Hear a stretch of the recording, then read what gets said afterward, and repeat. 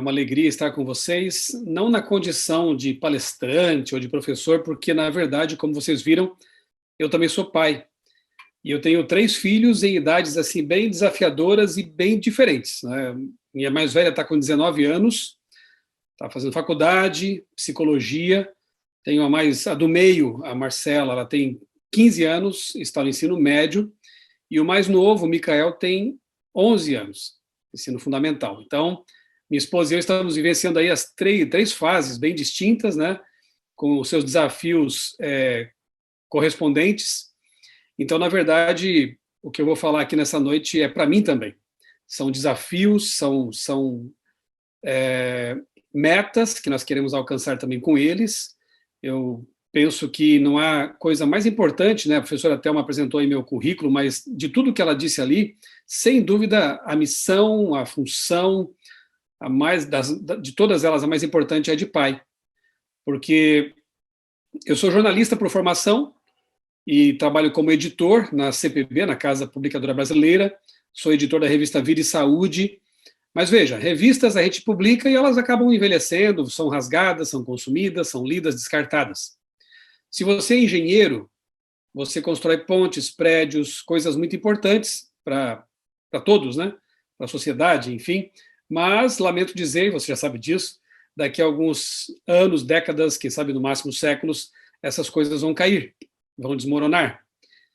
E assim são quase todas as profissões. Médicos ajudam a curar, ajudam a resolver problemas de saúde, mas um dia as pessoas morrem. Então são atividades que têm, assim, o resultado delas tem um certo prazo de validade. Agora, quando a gente educa um caráter, uma pessoa, esse é um projeto eterno. Nós cremos assim, como rede adventista, né, que nós estamos educando para a eternidade. Então, quando você ajuda a formar um caráter, na verdade é só isso que você vai levar para aquela vida que nós chamamos de eternidade, não é? Para a vida eterna.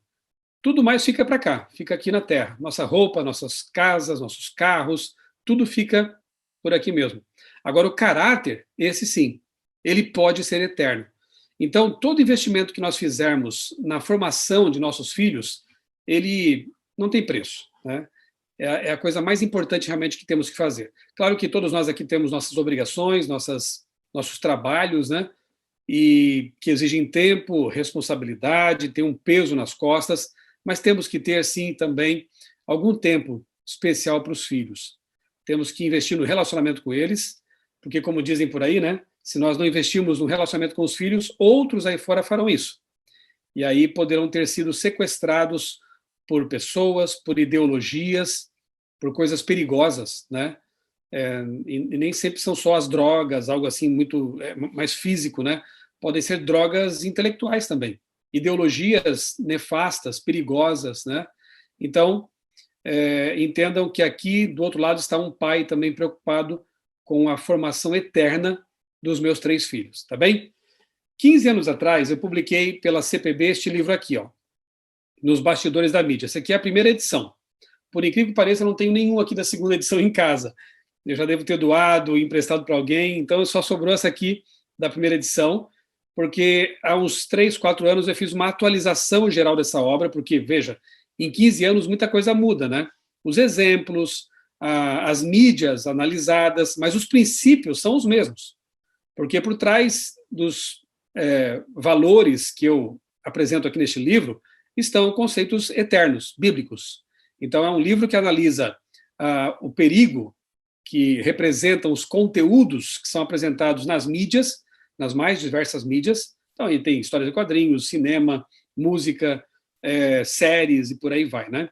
Então, como eu disse, os exemplos desatualizam, mas os princípios são os mesmos. Então, eu precisei fazer uma atualização dele e eu recomendo a vocês, se vocês tiverem curiosidade, quiserem um material para vocês e para os filhos também, ali, adolescência para frente, eu recomendaria, sim, esse livro aqui, Nos Bastidores da Mídia, escrito por um jornalista cristão preocupado com a formação integral das crianças, dos adolescentes, dos jovens, né?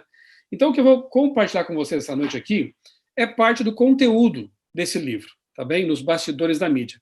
Eu preparei aqui uma apresentação em Prezi, que eu costumo usar nas minhas palestras quando falo desse assunto. Eu acho que vai ficar mais didático aqui, mais interessante para a gente conversar sobre isso aí. Então, Nos Bastidores da Mídia, Como os meios de comunicação afetam a mente, é o título do meu livro, na verdade, né? Essa aqui é a arte da capa nova, tá bom? Aí na tela. Eu sempre começo essas palestras de influência da mídia, preocupação com os meios de comunicação, etc., lendo Romanos capítulo 12, verso 2, que eu acho um texto fantástico.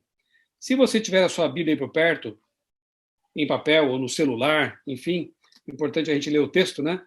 Eu quero convidá-la a ler comigo. Romanos 12, verso 2, que diz assim: Não vivam conforme os padrões deste mundo, mas deixem que Deus os transforme pela renovação da mente, para que possam experimentar qual seja a boa, agradável e perfeita vontade de Deus. O apóstolo Paulo, que também era um grande sábio, um grande intelectual aqui, escrevendo lá no primeiro século, ele nos traz um conselho muito útil para o século XXI, para o nosso tempo, né? Ele fala assim, não deixe que a mente de vocês seja moldada ou formatada, como trazem algumas outras traduções bíblicas aí, né? Eu gosto de ilustrar com um pão. Por quê? Quando você coloca a massa na forma, ela está molenga, né? Está disforme. Mas, à medida que o pão vai sendo assado, ele assume o formato daquela forma. Olha aí, formato da forma, né? Ele assume a forma do recipiente ali, né, que o conteve. Então, pode ser redonda, pode ser quadrada, retangular, enfim. Eu poderia, quem sabe, comparar nossa mente com uma massa de pão quando a gente nasce, né? Quando nós nascemos, nossos filhos, então, nascem, eles têm a mente moldável, bastante plástica, né? Não que deixamos de ter essa mente moldável, graças a Deus ela ainda é moldável, mas na infância é muito mais, né? Então, dependendo da forma cultural, midiática, ideológica que você vai, em que você vai acondicionar aquela massa em formação, aquele cérebro, aquela mente, ela vai assumir esses formatos. Então, a primeira advertência, o primeiro conselho que vem dessa minha exposição aqui cuidemos com a forma que está formatando a nossa mente e a mente dos nossos filhos, né? Porque ela vai assumir esse formato que foi colocado ali. E aí, outra ilustração, eu sei que essa imagem é um pouco macabra, mas ela vai servir bem aqui aos meus propósitos, para chocar mesmo, né? Eu quero falar aqui sobre a famosa tribo dos encolhedores de cabeças. Quem era esse pessoal aí, né? São os chamados jivaros. Eram povos aborígenes que viviam lá nas encostas, não sei se ainda existe essa tribo por lá, mas eu sei que existiu e tocou o terror ali naquela região, porque eles, além de serem violentos e quando derrotavam seus inimigos, eles passavam a cabeça desses inimigos, decepada naturalmente, por um processo ali químico e com calor, que fazia com que essas cabeças encolhessem. Quer ver uma outra foto aqui com um antropólogo? Olha só, compare o tamanho, né, a proporção. São cabeças reais, de seres humanos reais, que foram encolhidas com esse processo aí. Por que os jivarros faziam isso? Né? Por que os jivaros faziam além de matar os inimigos, faziam isso com a cabeça deles? Eles criam, na concepção deles, que o espírito, nós não cremos nisso, obviamente, mas eles criam que o espírito dos inimigos ficava preso na cabeça ali e não mais incomodaria, não mais os incomodaria, nem não incomodavam mais porque estavam mortos e não mais também, na concepção deles, nem como espíritos. Eles ficavam presos aqui nessas cabeças encolhidas. Então vejam que coisa, né? E eu acho interessante essa ilustração porque, na verdade, existe sim um inimigo que quer encolher nossa mente, quer encolher nossos pensamentos, quer nos limitar intelectualmente e espiritualmente. Então, muito mais do que os jivaros lá do Equador, esse inimigo tenta fazer esse encolhimento mental, cerebral, intelectual, e ele vem usando vários, eu chamo aqui de ismos, né? Até um capítulo do meu livro, a Batalha dos Ismos, né? Que são as ideologias, né? Como, por exemplo, nós temos o cristianismo, que é o que pauta a nossa escola, é o que pauta, né, no caso, minha vida como cristão. Eu procuro formatar meus pensamentos de acordo com os valores cristãos. Então, se você é cristão, você tem que desenvolver uma cosmovisão cristã, baseada na Bíblia, nos evangelhos e naquele que dá nome a essa cosmovisão, que é Cristo, né? Então, o cristianismo vem sendo atacado há muito tempo já por ideologias como o relativismo, o evolucionismo, marxismo, imortalismo e erotismo. Como a nossa palestra aqui só vai ter 3 horas, eu resolvi escolher só 5 itens. Claro que eu poderia pegar muitos outros ismos, né, que atacam o cristianismo, mas eu procurei, então, por amostragem, apenas 5. E vou trabalhar aqui com vocês rapidamente, espero que eu consiga fazer isso rapidamente, esses 5 itens aí. Comecemos, então, pelo relativismo, que é uma ideologia redutora de mente, que encolhe cabeças e ataca o cristianismo. Eu tenho uma tirinha aqui de personagens que eu elaborei. Agora não tive mais tempo de desenhar isso aí, mas eu fiz várias tirinhas dessas e soltava nas redes sociais, né? Isaac Charles. E numa dessas tirinhas está ali o cientista inglês, conversando com o naturalista inglês também, Darwin, né? Dizendo assim, em meu livro, ele escreveu um livro sobre Apocalipse Daniel, né? O Isaac Newton. Em meu livro, afirmo que a Bíblia é a verdade. Aí o Charles responde, não existem verdades absolutas, Isaac. E o Isaac devolve, e essa aí? Ou seja, o que você falou é verdade ou não? Aqueles que afirmam que não existem verdades estão afirmando uma verdade, você percebe? Então eles automaticamente se contradizem, né? Ao afirmar uma verdade de que não existem verdades. Na verdade, o que eles querem dizer é o seguinte, não existem verdades absolutas, exceto a verdade absoluta de que não existem verdades absolutas. É mais ou menos isso aí. Relativismo é uma contradição em si mesmo, mas muita gente tenta levar avante essa ideia e dizem que então não existem verdades, a Bíblia não é verdade, Jesus não é verdade, cada um tem a sua e é feliz com ela, então tá bom. Isso é uma visão bem pós-moderna, bem relativista, né? Enquanto a Bíblia é clara em dizer que nós conheceremos a verdade nos libertará. João 8:32. Então o cristão não pode ser relativista, é um contrassenso total.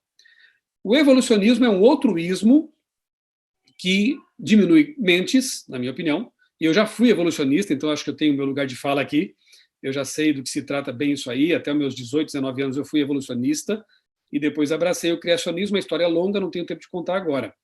Mas eu pude perceber como essa visão de mundo, essa filosofia, ela realmente é limitadora. Para começar, ela apresenta o ser humano como um simples animal racional. Então, para um evolucionista, nós íamos de uma caverna e seríamos uma espécie de macaco pelado, evoluído. Brincando aqui, né? Para um criacionista é bem diferente. Nós viemos de um jardim e somos imagem e semelhança de Deus. Veja só a diferença. Então, uma expande o pensamento, expande a nossa concepção, autoconcepção. A outra limita, nos faz pensar que somos apenas animais racionais e que a vida não precisa de Deus, porque, inclusive, meu TCC de pós-graduação em biologia molecular foi exatamente sobre isso. A professora Lísia até me ajudou também na redação do meu artigo, né?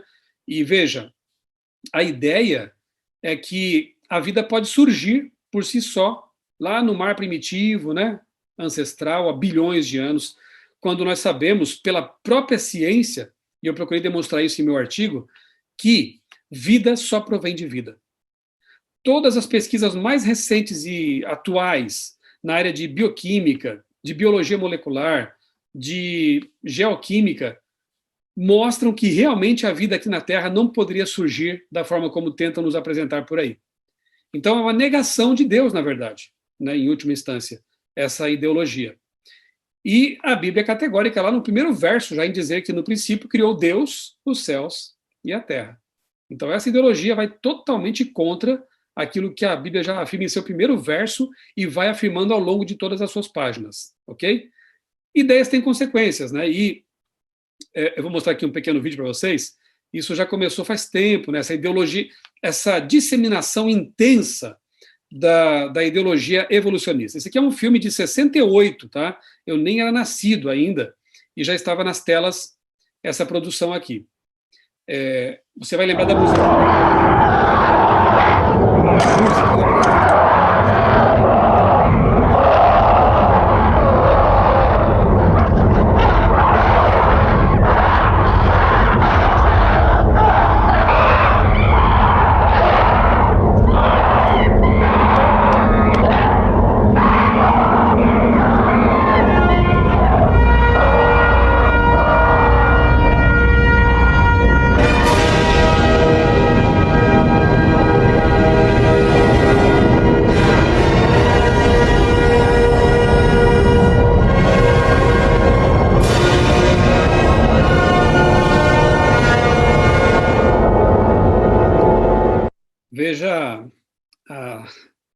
sutileza, né? O hominídeo ali descobre uma ferramenta, faz do osso um martelo, ele joga para o alto, para o ar, e aí há um corte na cena e já mostra uma estação espacial, como que dizendo assim, toda essa tecnologia futurista aqui teve início lá nas cavernas, sempre nas cavernas. E depois, produções mais recentes, né, vem repetindo esse mesmo conceito, é o caso aqui de X-Men, essa franquia, né, que fez muito sucesso da Marvel, e outros filmes e outras séries que sempre apelam para a ideia da evolução das espécies, como a filosofia, né, dessas produções. Imagine a cabeça das crianças sendo bombardeada constantemente com essa ideologia. Chegará um momento que eles não vão nem acreditar mais em Deus, né, se não tiverem uma boa base em casa, e não só uma base assim fideísta, né, mas precisam de argumentos científicos também, de bons argumentos, de boas aulas de ciências, de teologia, de religião, de história, para que possam criar uma cosmovisão criacionista adequada para enfrentar essa avalanche de ideologias que vem por aí, tentando tirar Deus do cenário, né? E como eu dizia, né, ideias têm consequências. Você não pense que quando a pessoa adota filosofias ou ideologias, isso só fica no plano das ideias. A prática das pessoas também é afetada. Como, por exemplo, essa aqui é uma nota que foi publicada anos atrás na revista Galileu, e eu sempre acho muito ilustrativa dessa questão. Diz assim, ó, uma revista Galileu, que é uma revista dita científica, né? Seu namorado tem essa péssima mania de olhar disfarçado quando passa uma mulher atraente, culpe a seleção natural, como quase tudo que tem relação com o comportamento sexual masculino e feminino. Ao longo da evolução humana, o macho se destacou por sua capacidade de visão. Então, você pode até dar um beliscão bem forte no seu namorado, marido, pretê, mas saiba que as raízes de seu comportamento estão naquele antepassado caçador de milhares de anos atrás. Isso também confirma o que você já sabia, seu namorado é um pouquinho troglodita. Convenhamos, isso é muito conveniente, né? Para aqueles que gostam de pular cerca, de trair, né? Quer dizer, ele apronta e coloca a culpa na seleção natural. Querida, não é minha culpa, foram os meus genes. Você sabe que pelo processo evolutivo, o homem ele acabou evoluindo para espalhar por aí seus genes, né? Então, uma desculpa esfarrapada para o pecado. Traição é pecado, adultério é pecado, segundo a Bíblia, né? Mas muitas vezes a ideologia da pessoa pode acabar minimizando o problema e colocando como apenas um reflexo da cultura ou de um processo evolutivo. Veja que coisa. Tem consequências ainda mais graves. Eu tenho aqui comigo um livro muito bom, muito interessante, da Traud Jung, Até o Fim, é o título. Traud Jung foi secretária pessoal de Adolf Hitler durante a Segunda Guerra Mundial. E nesse livro aqui, ela relata as impressões dela com respeito ao Führer, enquanto ela conviveu com ele e seus colaboradores na famosa Toca do Lobo, onde ele estava pouco antes do fim lá, né, quando depois ele se suicidou, enfim. Ela diz nesse livro, veja, uma pessoa que estava muito próxima de Hitler, o seguinte: Hitler não tinha qualquer ligação religiosa, achava que as religiões cristãs eram mecanismos hipócritas e ardilosos para apanhar incautos. Sua religião eram as leis da natureza. Conseguia subordinar seu violento dogma mais facilmente a elas do que aos ensinamentos cristãos de amor ao próximo e ao inimigo. Aqui são palavras que ela cita de Hitler, tá bom? Aspas. A ciência ainda não chegou a uma conclusão sobre a raiz que determina a espécie humana. Somos provavelmente o estágio mais desenvolvido de algum mamífero que se desenvolveu do réptil a mamífero, talvez do macaco ao homem. De onde ele pegou essas ideias, hein? Somos um membro da criação e filhos da natureza. E para nós valem as mesmas leis que para todos os seres vivos. Na natureza, a lei da guerra vale desde o começo. Todo aquele que não consegue viver, que é fraco, é exterminado. Olha a seleção natural, né? Só o ser humano e principalmente a igreja tem por objetivo manter vivos artificialmente o fraco, o que não tem condições de viver e aquele que não tem valor. Quem era ele para dizer o que não tem valor? Quem é o fraco? E outra, no Evangelho aprendemos a proteger os mais fracos. A Bíblia nos recomenda cuidar das viúvas, dos órfãos, dos menos favorecidos. É totalmente contrária essa ideologia em relação com aquilo que aprendemos de Jesus, não é? Tem um outro livro também lançado recentemente, que é esse aqui, de Darwin a Hitler, Ética Evolucionária, Eugenia e Racismo na Alemanha. Sim, Darwin tinha é um livro menos conhecido, né? A Origem do Homem. Nesse livro, ele apresenta conceitos racistas, inclusive, colocando uma raça. Eu nem gosto de usar esse termo raça, né? Etnia melhor, porque somos apenas uma raça, a raça humana. Nós, criacionistas, cremos que Adão e Eva são nossos pais, portanto, somos todos irmãos, descendentes de uma mesma humanidade. Mas, enfim, na concepção darwinista, haveria raças superiores a outras. Então, na verdade, os verdadeiros racistas são aqueles que seguem esse tipo de ideia, e não os criacionistas que não têm motivo nenhum para ser essa coisa, né? Racismo. Então, veja como ideias têm consequências. Quando se adota uma filosofia de forma tão séria como alguns adotam, a coisa pode ser muito, muito grave, né? Para alguns evolucionistas, um feto é apenas um amontoado de células, não é vida. Então fica muito fácil defender ideias como o aborto indiscriminado, como alguns países já têm adotado, né? Isso vem de um pensamento humanista, materialista e também darwinista, infelizmente. Então as ideias, as ideologias acabam criando um cenário favorável para ideias que são absurdas na prática. Então isso é muito perigoso. Temos que cuidar daquilo que alimenta a nossa mente e do que está alimentando a mente dos nossos filhos, desde já. Né? O outro ismo que atrapalha o cristianismo e que encolhe cabeças é o imortalismo. A ideia de que podemos não só ter vida, como dizem os darwinistas, né? A vida pode surgir, como podemos ter vida eterna sem Deus. E essa ideologia imortalista, ela é disseminada por várias e várias mídias há muito tempo, né? Por exemplo, bom, na Bíblia a gente vê claramente o que disse Jesus. Disse-lhe Jesus: eu sou a ressurreição e a vida. Quem crê em mim, ainda que esteja morto, viverá. Então, biblicamente, vida eterna é só por meio de Cristo, ok? Mas o que ensinam essas... que ideia tem sido propagada por meio das várias mídias? Eu vou uma amostragem aqui rápida, né? Em 89, começava uma onda forte nos cinemas com filmes de conteúdo reencarnacionista, imortalista, espiritualista, né? Como o caso aqui de Além da Eternidade, de Steven Spielberg. Depois veio aquele estrondoso sucesso do Ghost, né? Ghost, do outro lado da vida. Revistas ditas científicas propagando abertamente o espiritualismo, como é o caso de Super Interessante Galileu. Quando falam de Bíblia, elas detonam, mas quando falam dessas religiões mais orientais ou espiritualistas, sempre é num tom mais positivo, né? Aqui mais duas capas para vocês verem. Histórias em quadrinhos também, Marvel, DC Comics, trazendo o espiritismo para dentro das páginas, divulgando o imortalismo. Deus sempre está fora da história, né? Mesmo aqui no Brasil, com Turma da Mônica, que tem uma história antiga da Turma da Mônica, uma recente, Mônica Jovem, trazendo bruxaria, ocultismo. Ali tem uma bruxa sentada num pentagrama, que é uma invocação satânica nessa página aí. E eu pergunto, você sabe que seu filho está lendo? Agora a grande moda é mangá, ou então anime ou anime, né, que são desenhos animados japoneses. A maior parte deles tem que ver com a demonologia asiática, né, oriental.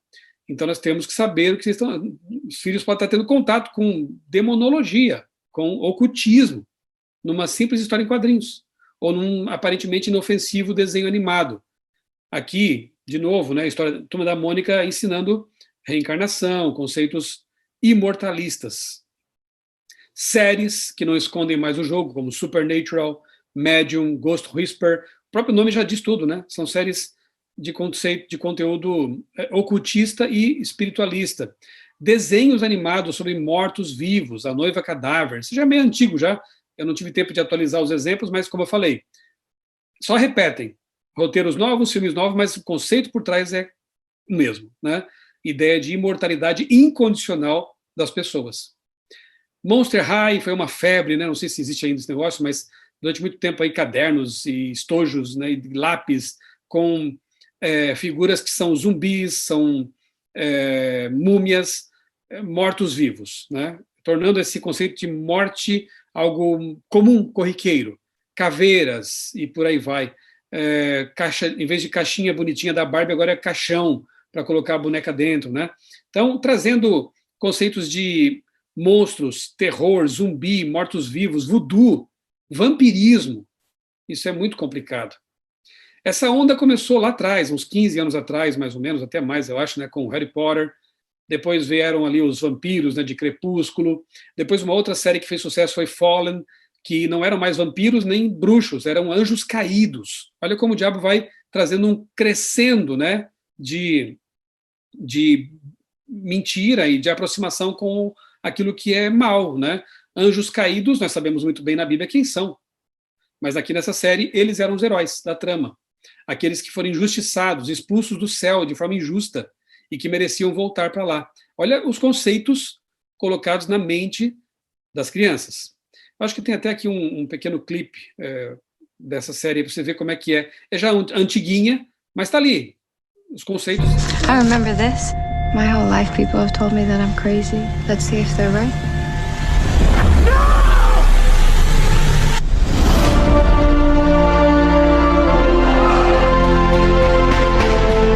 How is this possible? We've been in love for thousands of years.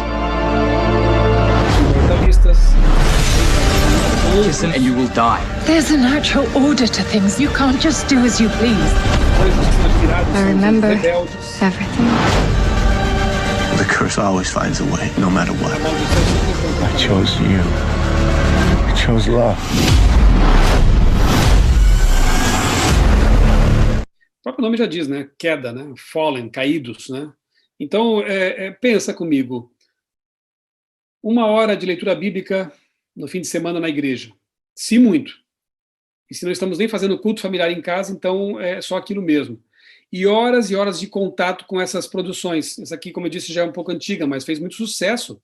Os adolescentes de hoje, os jovens de hoje, conheceram isso aqui. E o que tem para eles hoje é um outro repertório de produções que tem o mesmo tipo de conceito. E aí a mente deles é formatada com essas coisas emocionantes, bem feitas, né, com efeitos especiais tremendos. Quem vai ganhar na mente deles? A Bíblia, com a qual tem pouco contato, que é apresentada às vezes de forma bem insossa até, ou essas coisas aqui coloridas, interessantes e animadas, né? Temos que pensar bem nesse tipo de coisa.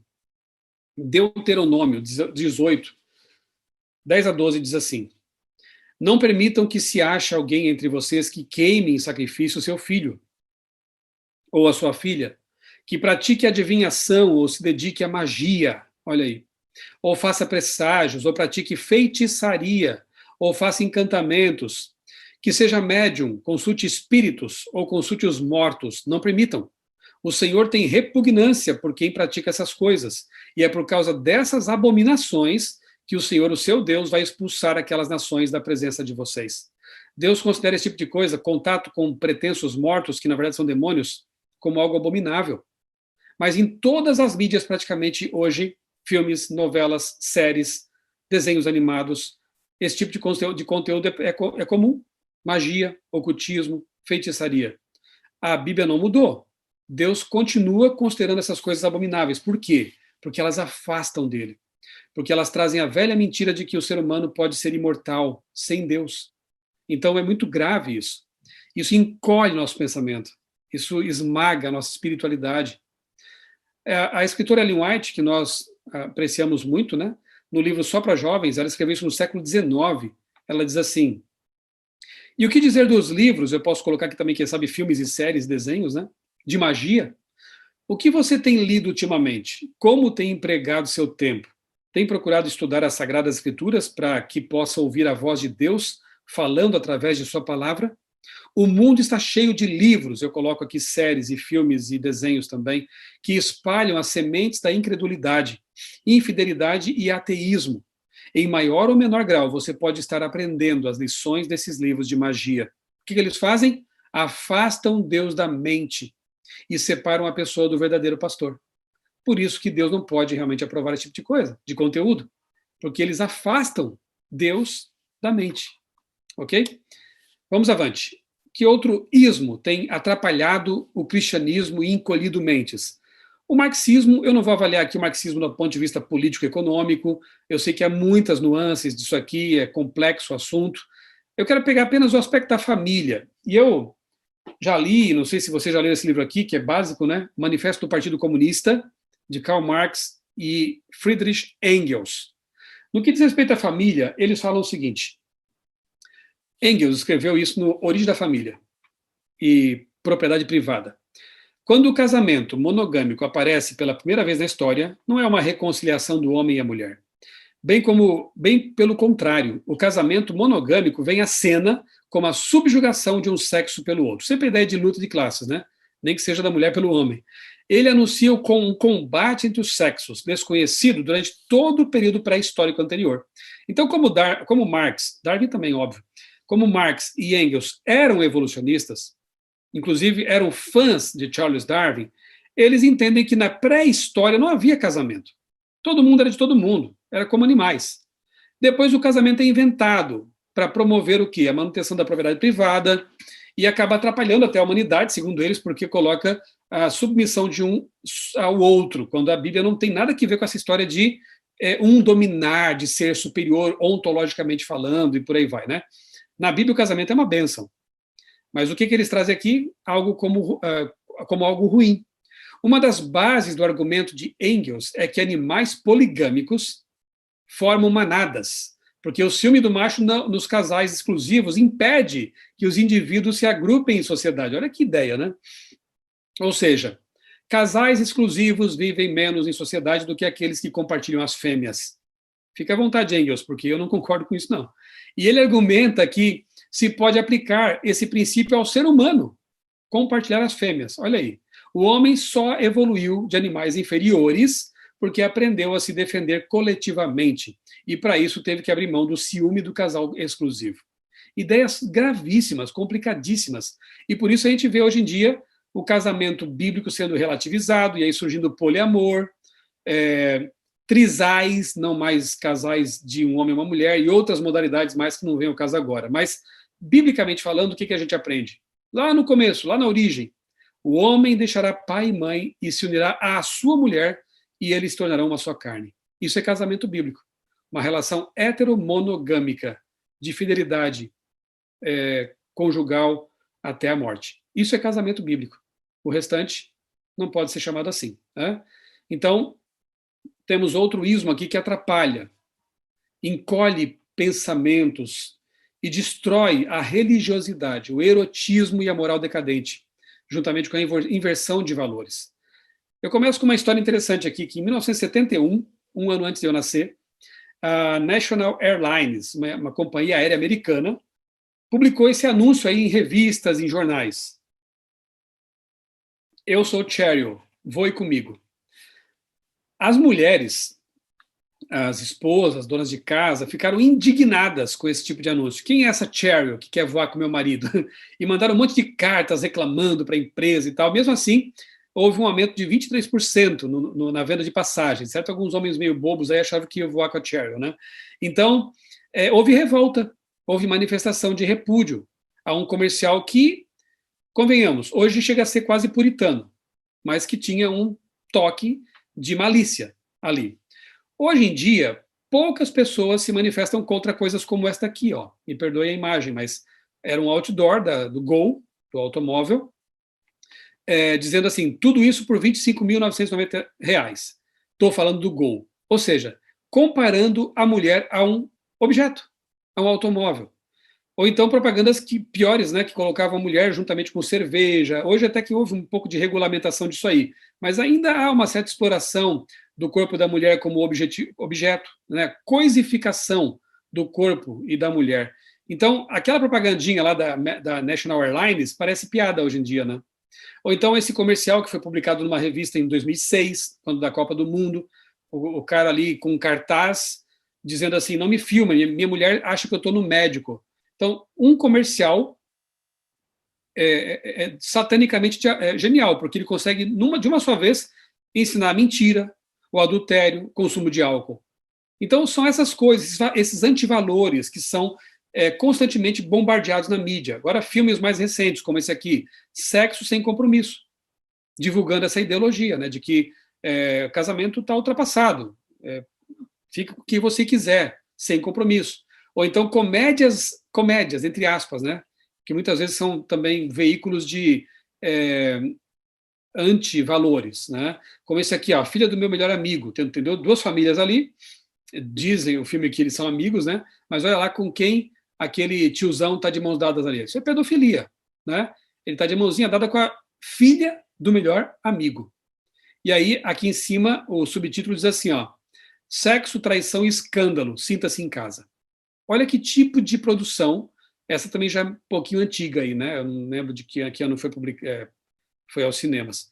Mas esse é o tipo de coisa que estão divulgando por meio de comédias inocentes, tá bom? Tá bom não, tá mal, né? Outro problema que aqui as nossas crianças têm assim, acesso muito facilitado hoje em dia, pornografia. Lá nos meus tempos de criança, para ter acesso a esse tipo de conteúdo, que não era nem assim, na verdade, só se roubasse uma revista do tio, né? Ou um adolescente, se passasse por um rapaz mais velho, fosse à banca de jornal tentar comprar uma revista como a Playboy, que não se compara mais com o tipo de pornografia pesada que hoje em dia está disponível num clique de teclado ou de celular. Esse é o grande problema. Algum tempo atrás, há poucos anos, a gente falava assim, não a gente religioso, mas até psicólogos diziam, não deixe computador no quarto das crianças.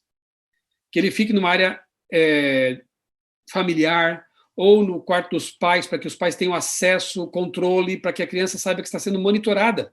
Agora, o que dizer com essa invasão dos celulares? Eles têm acesso, 3G, 4G, 5G, sei lá, eles têm acesso no quarto, num dispositivo que fica o tempo todo com eles.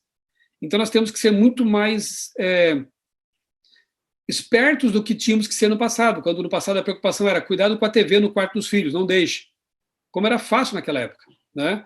Hoje a coisa ficou tremendamente mais difícil, mais complexa, e nós temos que buscar soluções para isso. Temos que saber o que eles estão consumindo, temos que monitorar, porque, como eu disse, se nós não cuidarmos, outros vão cuidar deles. E muito bem, ou muito mal, né? Eu escrevi um tempo atrás um artigo para a revista Quebrando o Silêncio, foi até o artigo de capa, Vítimas da Ilusão, as vítimas por trás da ilusão, pornografia. E alguns dados, na época que eu pesquisei sobre isso, me deixaram bastante chocado. Por exemplo, os rendimentos anuais da indústria pornográfica chegam a perto de 15 bilhões de dólares. Isso já há uns 5, 6 anos. E quase 100 bilhões, isso nos Estados Unidos, e quase 100 bilhões ao redor do mundo. Essa indústria pornográfica é maior do que a Microsoft, Google, Amazon, eBay, Yahoo, Apple, Netflix e Earthlink juntas. Perto de 50 milhões de norte-americanos adultos visitam regularmente sites de sexo virtual. Vejam o nível da coisa. Infelizmente, 28% dos cristãos acreditam que, mesmo com o que está escrito em Mateus 5,28, lembra o que está lá? Que o adultério pode ser cometido já nos pensamentos? Então, contemplar cenas, né, de pornografia, pessoas nuas, enfim, já é alimentar o adultério, né, a corrupção mental. Mas ainda assim, 28% que se dizem cristãos acham que não há nada demais em ver pornografia. Que dado absurdo, que foi publicado aí por Regis Nichol, que é colunista do site Breakpoint. O mais triste é descobrir que por volta de 50% dos cristãos e 40% de seus pastores admitem ter problemas com a pornografia. É um problema muito disseminado na sociedade. Olha que mais. Pesquisa feita pela Universidade de Pádua, na Itália, indicou que 70% dos homens jovens que procuravam neurologistas por ter um desempenho sexual ruim admitiam consumo frequente de pornografia na internet. Sim, jovens tendo disfunções como problemas de ereção, ejaculação precoce, e mulheres também tendo problemas sexuais por causa do consumo de pornografia. Não faz mal, então, como alguns pensam? No livro Wired for Intimacy, de William Struthers, ele diz assim: os homens parecem ter sido feitos de tal maneira que a pornografia sequestra o funcionamento adequado do seu cérebro e tem efeito de longo prazo em seus pensamentos e em sua vida. Não é um livro de crente, tá bom? É um livro de um especialista, de um cientista na área de neurologia. Então, causa estragos como qualquer vício, como cocaína, como cigarro, como alcoolismo. Pornland, um livro de Gayle Dines, ela diz assim, que quanto mais erotizamos as imagens, mais dizemos aos homens que é dessa maneira que eles devem tratar as mulheres, que elas devem achar isso excitante, e os garotos vão construir sua identidade sexual em torno dessas imagens. Como esses meninos que hoje estão consumindo pornografia pesada vão encarar as meninas, as mulheres no futuro? Que tipo de pensamento, né, estará na mente deles? Será que vão ver a relação sexual como algo puro que Deus criou, ou como algo distorcido, sujo, ligado à violência, ligado à perversão? Temos que cuidar muito disso aqui, porque cada vez mais precocemente as crianças têm tido contato com esses conteúdos. E uma vez que ele esteja estabelecido, se torna um vício que pode acompanhar a pessoa por toda a vida. É interessante ver revistas, até revistas bem liberais, né, admitindo finalmente que existe problema aí, como a revista VIP, por exemplo. Pornografia, quando o hábito acaba prejudicando o sexo real. Tem certeza de que não está perdendo a pegada com tanto filminho, de, perdoe a palavra, mas sacanagem, como diz ali, né, ocupando seus momentos de ócio? Então, no passado, eles minimizavam isso. Não, não tem problema, pode apimentar a relação. Hoje, estão admitindo que realmente é um grande problema. Revista Veja, o cérebro pornô, estamos diante de um novo vício? Já estão admitindo, já faz algum tempo, de que realmente isso é um grande problema social. Em 1985, 92% dos garotos de 15 anos tinham acesso a conteúdo erótico, como eu disse, né, pela primeira vez com a revista Playboy. Em 2008, 74% dos rapazes da mesma idade acessavam sites com sexo explícito. E eu pergunto, em 2021, o que será que está acontecendo? Em 2008, nem todo mundo tinha celular. Não era tão disseminado, né, esse tipo de conteúdo, a não ser por computadores, enfim. E hoje, como é que está a coisa? Nós temos que ficar alarmados, preocupados e tomar providências. Olha só, a constante exposição do erotismo, da pornografia na mídia leva à sexualização precoce. A primeira relação sexual cada vez mais cedo. E sexo sem romantismo e compromisso leva à depressão. Crentes estão falando isso? Também. Mas eu tenho aqui um livro muito bom, pena que não foi traduzido para o português ainda, que é o livro Hooked. 2 cientistas analisam esse fenômeno da exposição ao erotismo, à pornografia, por parte das crianças. E, acreditem, a coisa é muito grave. Os distúrbios mentais e de outra natureza, né, que acabam se instalando são muito sérios. Depois vão levar essas pessoas a ter problemas em seu casamento, em suas relações, enfim. Nós temos que cuidar desse tipo de encolhedor de cabeça. Olha só, mas lá em casa não existe isso, pornografia, mas será que não? Game of Thrones tem uma cena de sexo a cada 30 minutos, segundo a estimativa desse site aí. Mais ainda, olha só, violência em série. Isso é da Isto É, não é nenhuma publicação religiosa, uma revista secular.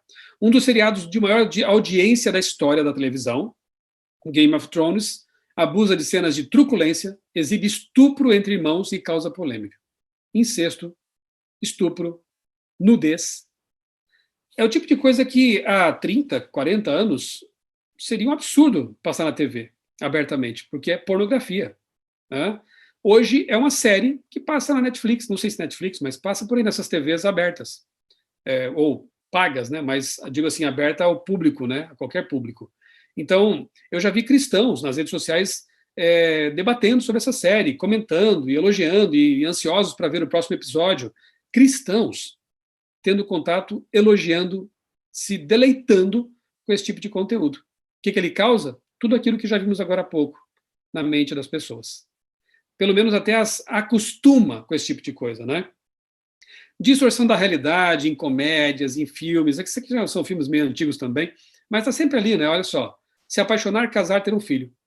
Aí eles querem inverter a ordem, né? Ter um filho, depois quem sabe casar, enfim, bagunça. Né? Os conceitos que para nós são tão importantes, caros, né, na palavra de Deus, são destruídos nessas produções. Inversão de valores, filmes que apresentam como heróis os anti-heróis, os bandidos. Esses aqui são bem antigos já também, mas enfim, né? A coisa continua se repetindo. São ladrões, que são os mocinhos da história, são heróis que batem, alejam, matam, anti-heróis exaltados como heróis. Nos desenhos animados também, enfim. Novelas que têm o próprio título já diz tudo, né?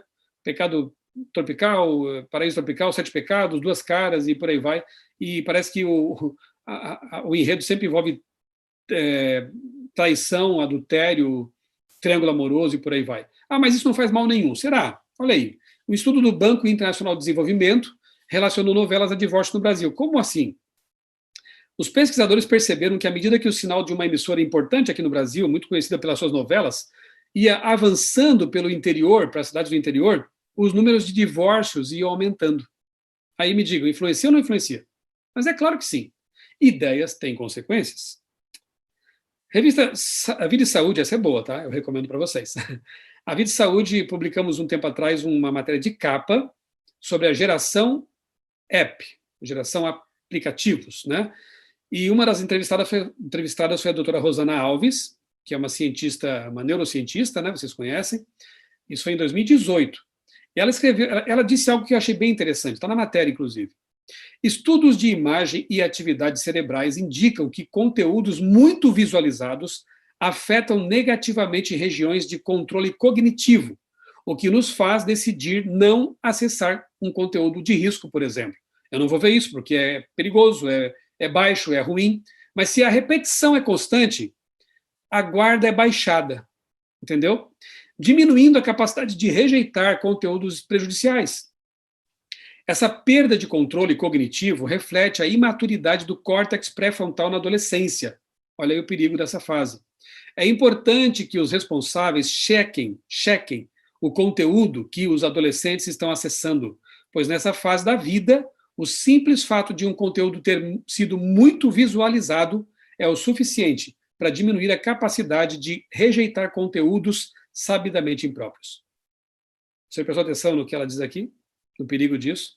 Não é só o fato de ser impróprio, mas a repetição, ver muito aquele tipo de coisa, deixa o cérebro com as suas proteções, né? As barreiras abaixadas. Então, é preciso, sim, negociar. Às vezes nem negociar, às vezes é impor mesmo, porque o nosso lar tem que ser uma monarquia, não uma democracia. Não enquanto eles são pequenos. É realmente impor limites. Olha, tanto tempo de celular, tanto tempo de computador, tanto tempo você vai ler agora, atividade mais lúdica, esporte, enfim. É preciso haver conscientemente um tipo de monitoramento, de mentoreamento dos pequenos que não sabem fazer isso. Alguns adultos também nem sabem, imagina os pequenos, né? Então, vamos lá. Caminhando aqui para o fim, conhecem esse indivíduo? Ele ajudou a convencer um país inteiro de que uma coisa horrível chamada nazismo seria boa. Sabem quem é? Ministro da propaganda de Hitler, Joseph Goebbels. Foi ele que disse isso aqui, ó. Uma mentira, repetida 1000 vezes, torna-se uma verdade. O diabo não é bobo, ele vai bombardeando aos poucos a mente das pessoas. Ele vai encolhendo aos poucos a mente delas. Bombardeando mentiras, constantemente e insistentemente. Vários ismos contra o nosso cristianismo. E chega um momento que, no fim da escala, nós acabamos aceitando realmente aquilo que era inaceitável de início. Alguns textos aqui para ficar para nossa consideração. As más companhias pervertem os bons costumes, diz 1 Coríntios 15:33, e essas más companhias podem ser reais ou virtuais. Outro texto é Provérbios 13:20. O companheiro dos insensatos se tornará mau. Veja o poder da influência. E esses insensatos podem ser reais ou virtuais. Personagens, atores, atrizes. Testemunhos Seletos, volume 1, página 572. A mente humana fica raquítica e debilitada quando se ocupa apenas de assuntos triviais. Assuntos fúteis, né? Não se elevando nunca acima do nível das coisas temporais, das coisas aqui deste mundo, e sensíveis para apreender os mistérios do invisível. Resumindo, vamos ler mais a Bíblia. Vamos permitir que nossa mente se expanda para assuntos mais transcendentes, mais nobres, e não tanta futilidade, tanta trivialidade que a mídia apresenta no dia a dia. Eu poderia falar sobre redes sociais aqui, mas seria como chover no molhado, porque nas redes sociais apenas vemos a repetição de todos esses conceitos que eu apresentei até agora para vocês. Elas só intensificam essas coisas. Ok? E Salmo 46:10 diz: aquietai-vos e sabei que eu sou Deus.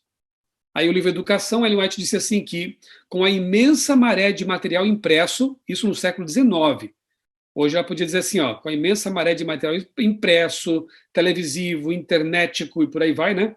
a derramar-se constantemente do prelo, das TVs, dos aplicativos, das telas, velhos e jovens formam o hábito da leitura apressada e superficial, e a mente perde sua capacidade para um pensamento contínuo e vigoroso.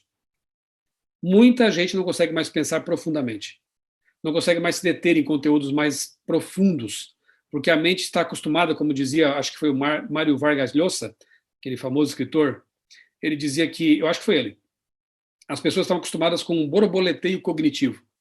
Não conseguem mais se aprofundar em conceitos, em conteúdos, elas ficam voando de flor em flor como uma borboleta. Um pouquinho aqui, um pouquinho lá, um pouquinho ali, ficam segundos, milésimos de segundos em um conteúdo já por um para outro. Isso cria uma mente superficial, uma mente incapaz de se expandir, de se aprofundar. Isso é um verdadeiro encolhedor de mente. Concordam comigo? É um processo complicado. E eu gosto demais dessa frase aqui do Carl Jung. Nascemos originais e morremos cópias. Lembra do pão que eu falei no começo? A gente nasce com a mente moldável. É uma massinha mole. Nascemos originais, nosso cérebro está ali praticamente vazio para ser preenchido com coisas boas ou ruins. De início depende dos pais, a formação, a moldagem desse cérebro. Depois, cabe a nós mesmos, com o poder de escolha que teremos, escolher os conteúdos que vão nos influenciar, porque influência é inevitável. Nós somos seres influenciáveis. Agora eu posso escolher aquilo que vai me influenciar, certo? Eu posso conscientemente escolher os conteúdos que vão fazer parte dos meus pensamentos, da minha vida, da minha cosmovisão. Então nunca esqueçamos, nascemos originais, mas morremos cópias. Você quer ser cópia de quem? Eu, sinceramente, prefiro ser cópia de Jesus, né? É o grande modelo, é o mestre, é o salvador, é o criador. Eu quero contemplá-lo cada vez mais nos evangelhos, na Bíblia, para me assemelhar mais e mais com ele. E eu encerro, assim como eu comecei, com um texto bíblico. Eu comecei com Romanos capítulo 12, verso 2, lembram? E quero encerrar com Filipenses 4:8 também, de Paulo. Filipenses, se você tem a Bíblia aí também, abra comigo. Filipenses capítulo 4, verso 8. Seria bom até memorizar esse verso, porque eu considero uma espécie de antivírus mental. Toda vez que você estiver diante de um conteúdo, ou seu filho, e tiver dúvida se ele vale a pena ser assistido, consumido, se vale a pena navegar por ali, se vale a pena escutar isso,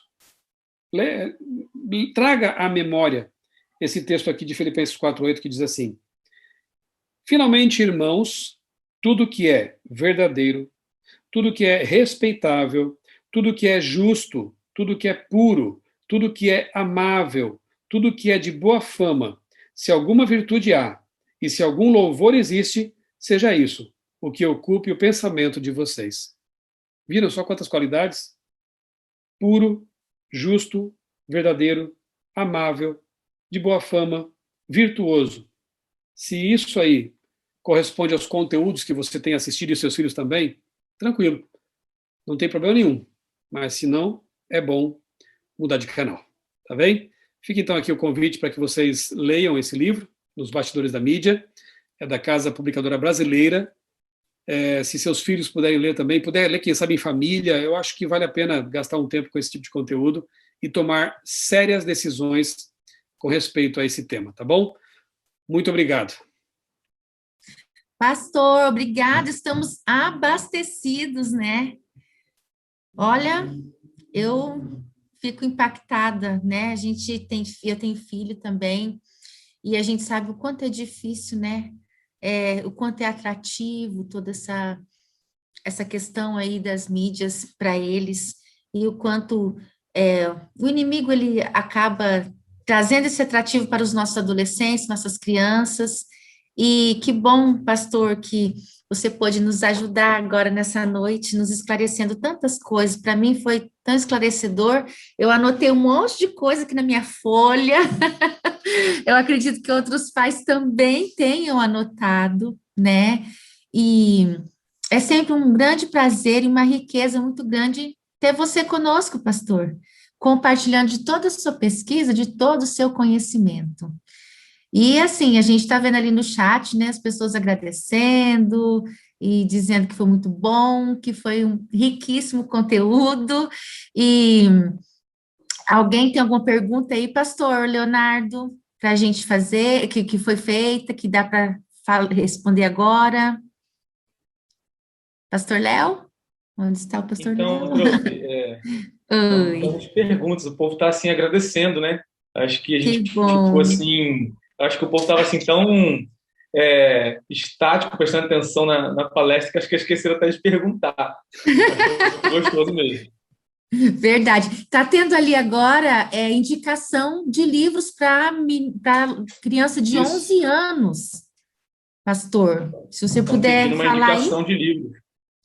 11 anos, olha, assim, especificamente sobre meios de comunicação, mídia, eu não me recordo agora, né? Mas eu diria assim que, desde cedo, o ideal é estimular as crianças a ter momentos de leitura boa, né? De boa leitura. Aqui em casa não é diferente daí não, viu? É uma luta. A gente tenta dosar, assim, olha, esse momento você pode jogar um pouquinho com seus amigos aí, tem uns joguinhos interessantes, assim, dá para fazer com jogos em equipe, né? Agora deu, agora tem que gastar aqui, dedicar aqui algum tempo à leitura. Então, ajudamos a escolher bons livros. Até hoje, as nossas filhas adolescentes e jovens, a gente ajuda na escolha. Um hábito que eu procurei desenvolver nos nossos filhos sempre que vamos a um shopping, por exemplo, o primeiro lugar que a gente vai é uma livraria. Então, a gente passa lá, e até hoje é interessante, a gente entra no shopping e elas já vão direto para a livraria. Então, eu gostei desse hábito. E assim, eu sempre dou o direito de elas escolherem lá um livro, claro que a gente vai junto. Isso, não, filha, vamos pensar num outro aqui, e interfere na escolha, deixando uma certa liberdade, mas também uma liberdade vigiada, digamos assim. E aí, Legal. elas sempre tinham o direito de levar um livro para casa, né? Então, esse hábito, graças a Deus, elas mantiveram e gostam de leitura de livros, né?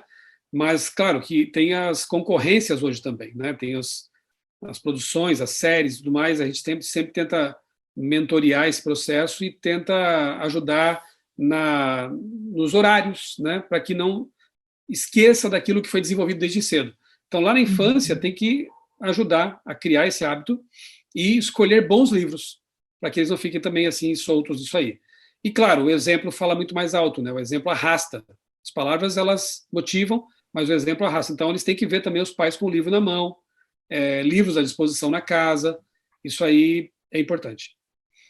Ok. Tudo envolve a questão do limite, né, pastor? Quando a gente, enquanto pais, nós precisamos ser os limitadores dos nossos filhos, né? E hoje o que a gente vê muito é assim, pai trabalha, mãe trabalha, e às vezes fica meio receoso de dar um limite, eu passo tão pouco tempo, quanto vou passar o tempo junto, eu não vou deixar fazer o que quer, né? Mas é tão importante quando a gente passa tempo de qualidade com os nossos filhos, né? Que seja pouco, mas que seja de qualidade, é importante a gente estar orando com os nossos filhos, lendo a Bíblia com os nossos filhos, Ler bons livros com eles também. Ler bons Até livros hoje, nós com temos o hábito eles.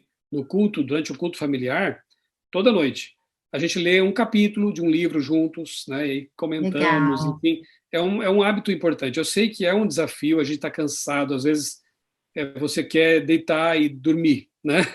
Mas, repito e volto àquilo que eu disse no começo, né? Você colocou filhos no mundo, então você tem a missão mais importante agora, que é a educação do caráter deles, né? Eu me lembro, professora, até hoje, eu nunca esqueço, já faz acho que uns 20 anos que eu li uma entrevista na revista Veja, de uma psicóloga, comentando sobre assim, gerações que vieram, por exemplo, a geração dos filhos do pessoal dos anos 60, da contracultura, aquele movimento hippie, paz e amor e tudo mais, né, drogas. Então, aquela geração lá, da contracultura, criou crianças soltas, sem limites, porque eles pensavam assim, vamos deixar a liberdade total para eles. Depois, essas crianças cresceram e perceberam que aquilo tinha sido ruim para elas. E elas reconheceram que o limite é prova de amor. Que os pais, tudo bem, a gente sempre ama os pais, sabe que geralmente eles tentaram fazer o melhor, mas essas crianças reclamaram muito da geração anterior a delas, que tinha deixado assim tudo livre, porque, na verdade, a condescendência é prova não de amor, não é prova de amor. Né? E quando você coloca o limite com firmeza, mas com amor, aí, no futuro, os filhos vão reconhecer, meu pai fez o certo. Meu pai teve muitos defeitos. Meu pai faleceu ano passado, infelizmente, de Covid. Meu pai não era adventista, não era cristão, mas uma coisa ele fez muito certa comigo e com as minhas irmãs. Trabalho, honestidade, limites, horário para as coisas. E você acha que eu não tenho lembranças carinhosas do meu pai, mesmo sendo durão como ele foi? Tenho. E sou muito grato a Deus, porque se ele errou nesse sentido, e não no outro sentido. Né? Então não tenha medo não de você colocar limites e aí na sua casa para os seus filhos, que no futuro eles vão perceber que isso era amor de verdade. E assim, né, pastor, nós enquanto escola e pais, isso agora eu falo para vocês, nós estamos à disposição de vocês no que nós pudermos ajudá-los, né, a orientá-los, a conversar com vocês a respeito deste assunto, porque a gente sabe que a gente nasce, a gente começa a ser pai quando nascem nossos filhos, né? E assim, a gente às vezes fica com muitas dúvidas e às vezes falta, assim, uma pessoa para conversar, um educador, um pastor, né, a psicóloga da escola. Então, assim, quando vocês precisarem, nós nos colocamos à disposição, a nossa equipe está à disposição para ajudá-los, para, de repente, ouvi-los, para, de repente, orar com você e te ajudar a fazer o melhor pela sua família, pelos seus filhos. Que esse é o nosso objetivo também, que os filhos de vocês sejam vencedores, né? E se eles forem vencedores, a gente já fica muito feliz, né? Enquanto educadores, professores deles, e vocês enquanto pais também, né? E assim, pastor, nós temos aqui muitas mensagens de gratidão, né, pela palestra de hoje. Teve uma mãe aqui que falou agora, né, que a Laís, que ela não tem medo de pôr limite, e tudo que o senhor falou é verdade, e reconhece isso também nos pais dela, né? A gente é de uma geração que os pais foram um pouco mais firmes, né? E por que às vezes a gente é meio mole, né? Então, às vezes a gente se pergunta nesse sentido.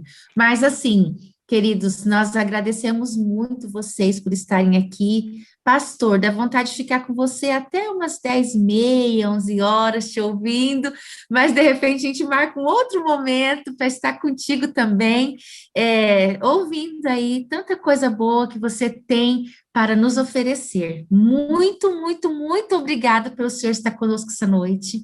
Agradecemos também todos os pais, as mães que estão conosco, e é tão bom quando a gente promove uma palestra dessa forma e a gente tem a participação de vocês.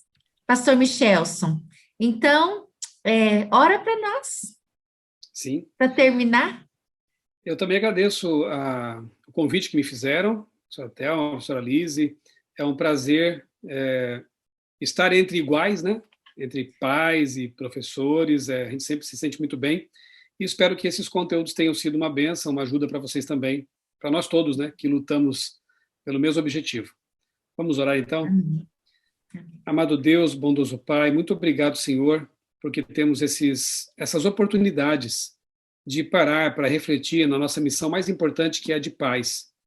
Eu te peço neste momento, Senhor, que abençoes grandemente todos os pais que participaram desta live, que eles recebam de Ti sabedoria, paciência, firmeza necessária também para criarem, educarem, prepararem seus filhos, não só para esta vida, para serem bons cidadãos, mas principalmente para a pátria celestial, que é o propósito maior da educação adventista também, que é educar para a eternidade. Dá-nos, ó Deus, a Tua paz, abençoa nossos filhos, é o que nós te pedimos em nome de Jesus. Amém.